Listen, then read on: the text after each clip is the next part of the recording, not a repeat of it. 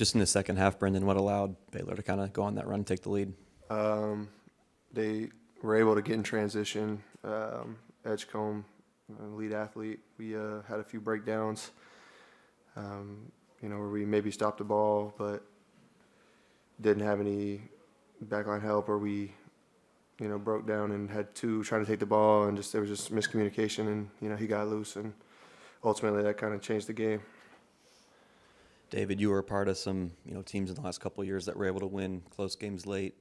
And this is happening a couple times where you guys are unable to come out on top late. I guess, is there anything that you can pinpoint that's going wrong in these games? I'm not sure. I gotta go back and look at it.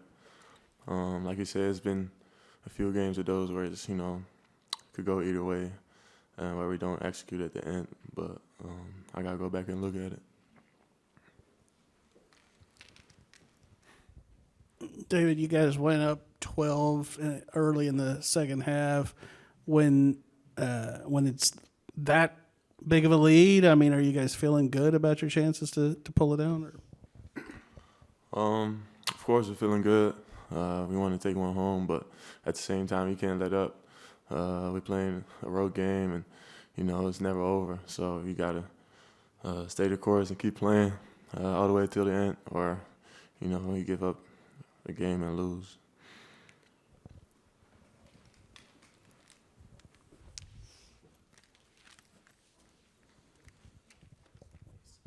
David, you guys did have a pretty good success rate in the paint today, especially on defense. What do you guys think you did well in that area?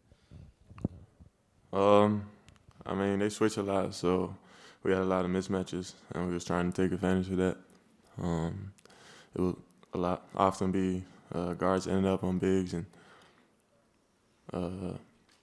their bigs on our guards. So when their shots went up, we try and go rebound and take advantage of that.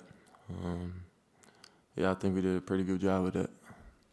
Brendan, this is 3 straight games you guys lose by single digits. What's it going to take to kind of push through and get over this wall you guys are facing? Like David said, going back, watching the film, coming back, and, taking it one day at a time to keep getting better. We're right there. We prove we can play with anybody in the Big 12. But we've got to find a way to put it together for 40 minutes. And, from the players to the coaches, we got to do this together. And I know we will.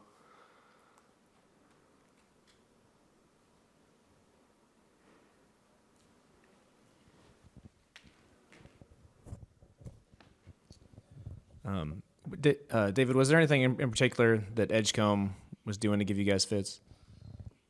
Just driving the ball. He's able to get downhill, get fouled, suck the defense in, and kick it out to shooters. Just being really aggressive downhill.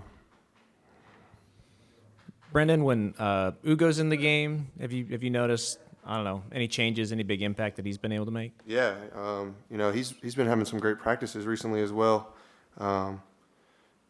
He alters shots. He's big. We're able to have a rim presence with him in there, and then we have a lob threat as well when he's in the game. And when he's going, he's really good, and I've seen major improvements from him. So it's going to be nice to have him kind of coming along. Any other questions for the student athletes? Okay. Thanks, guys. We'll let you guys get up, and we'll have Coach start with an opening statement, and then we'll go to questions. Thanks, David. Thanks, Brendan. Yeah.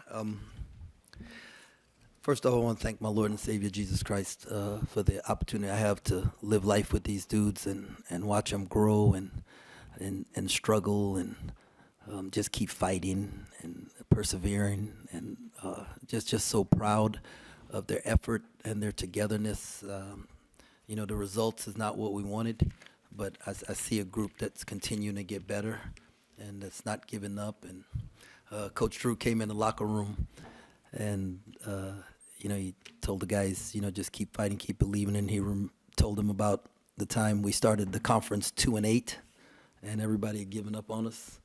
And then we finished the conference 9-9, won 3 games in the Big 12 tournament, and went to the Sweet 16.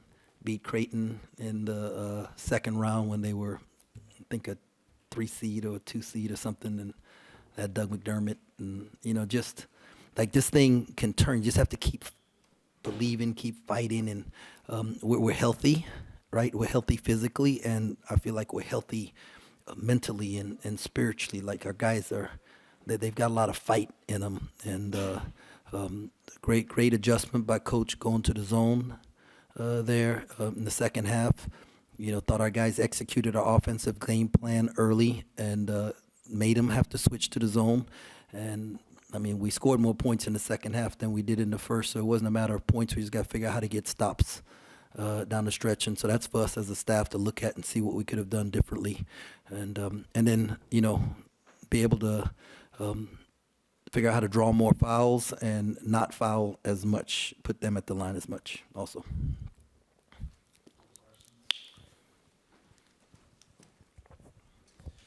Jerome, just another game where you don't score much at the end. What's going on there?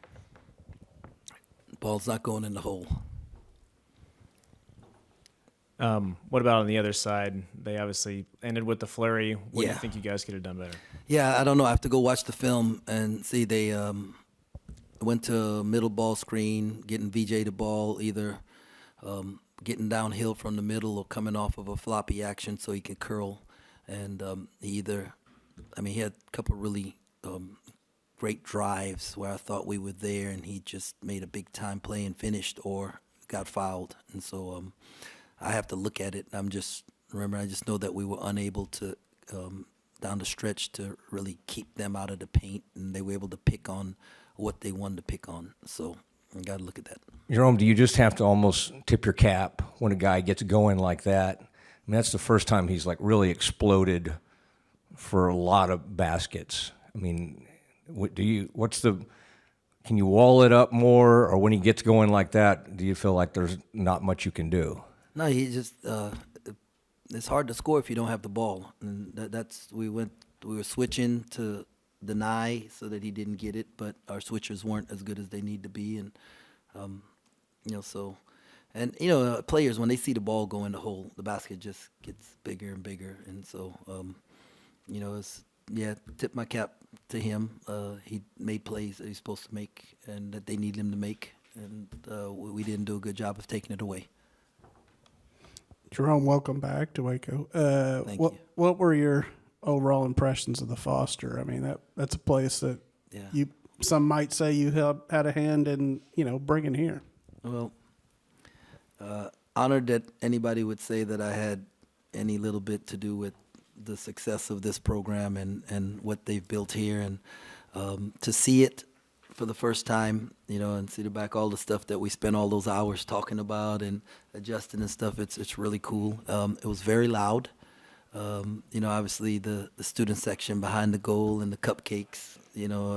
So it's exactly what when we was putting it together and thinking about it, is what we wanted it to be, and so it does provide a great home court advantage for them. You mentioned the difference in free throws. Could this be maybe a learning opportunity for the guys to learn how to adjust to the way a game is being officiated?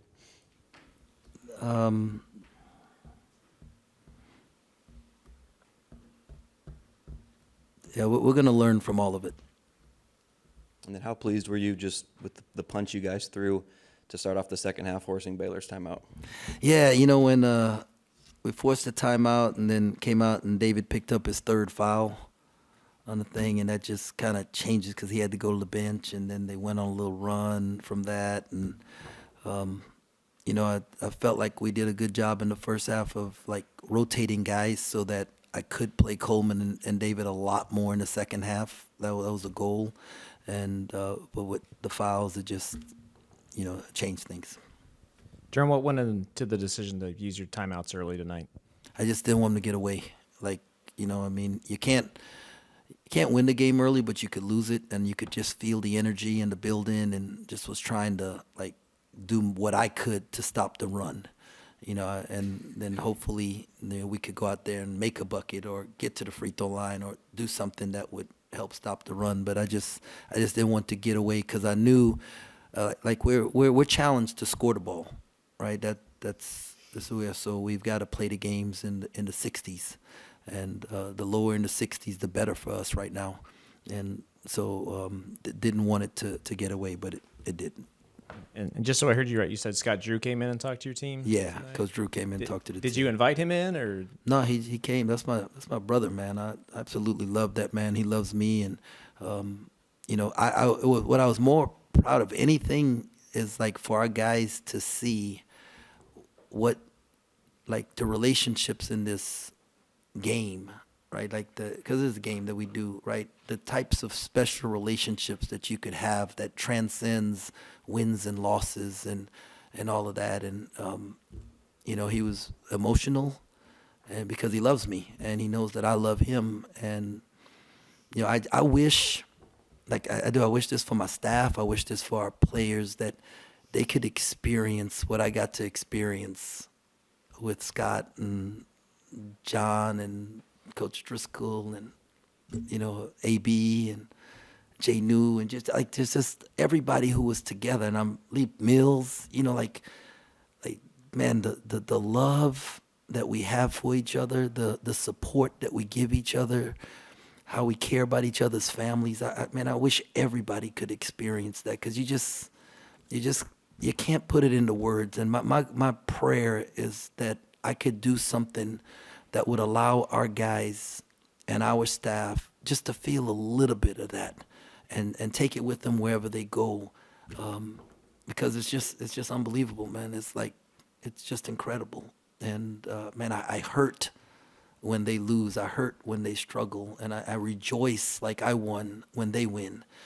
Not tonight, but most, you know. But it's just a special thing, and so blessed to be able to have lived life with Scott and continue to live life with him now, and everybody else I was on staff together with, and just how Grant, you know, just how we love each other. So.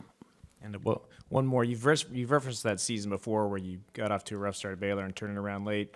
Is there a turning point in that season that you can remember that you can kind of push this team toward? Yeah. Hey, so we're on the road at Oklahoma State, and Kenny Cherry's hurt, and he was like our only, like I said, really our main ball handler. And so Gary Franklin and Brady Heslop have to play the point and some stuff, and we are down 1 or 2 with like a minute or 2 minutes to go, and Gary hits a step back 3, and we go up 2, and then they come down and score and tie the game, and then we come down, Gary hits another step back 3, and we're up 3, and then we get a stop, and man, we win the game. Like, it was just unbelievable how we win the game. But it just, the belief, right? Like, we was just trying to get them to believe. You know, the only way you can get a winning streak is you got to win one, and that one win, you could just see the life. And now Kenny comes back, and you know, we get on a little roll. We start getting some chemistry going, and but it's the win gives you this extra gas, you know, to like just keep going, and that's where we're at. We're right there that we got to get that win, but we have to go take it. Nobody's giving it to us. We got to go take it, and we will, so.